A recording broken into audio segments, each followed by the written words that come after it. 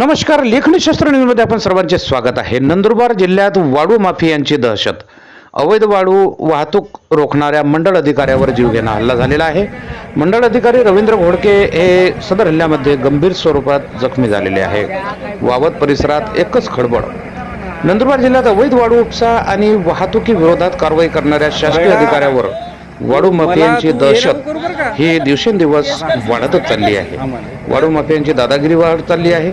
नंदुरबार तालुक्यातील वावद परिसरात अवैध वाळू वाहतूक करणाऱ्या डंपरला अडविणाऱ्या मंडळ अधिकारी रवींद्र घोडके यांच्यावर डंपर चालकाने प्राणघातक हल्ला केल्याची घटना समोर आली आहे. प्राप्त माहितीनुसार वावद येथील मंडळ अधिकारी रवींद्र घोडके हे विनापरवाना वाळूने भरलेल्या डंपरची तपासणी करत असताना संबंधित डंपर चालक आणि अधिकाऱ्यांमध्ये वाद निर्माण झाला.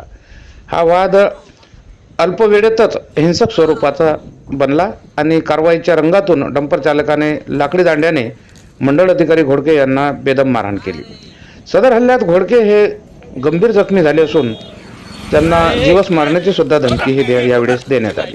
अवैध वाळू वाहतुकीवर कारवाई करू नये यासाठी शासकीय अधिकाऱ्याला जीवे ठार मारण्याची धमकी देत शासकीय कामात अडथळा आणल्याचे तपासात निष्पन्न झाले आहे.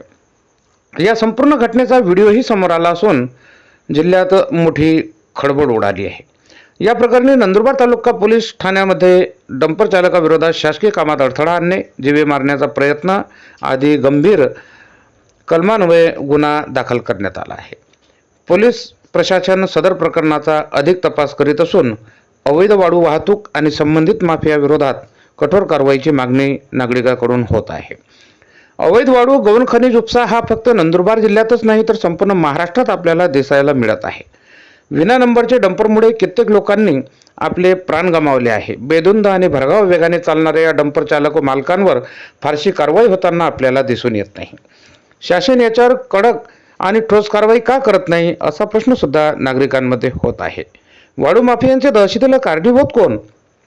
अशा गुंड प्रवृत्तीच्या वाळू माफियामुळे आता शासकीय अधिकाऱ्यांचे जीवाला सुद्धा धोका उद्भवला आहे.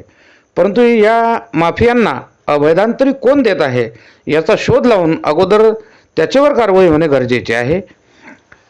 बघत राहा लेखनीशास्त्र न्यूज.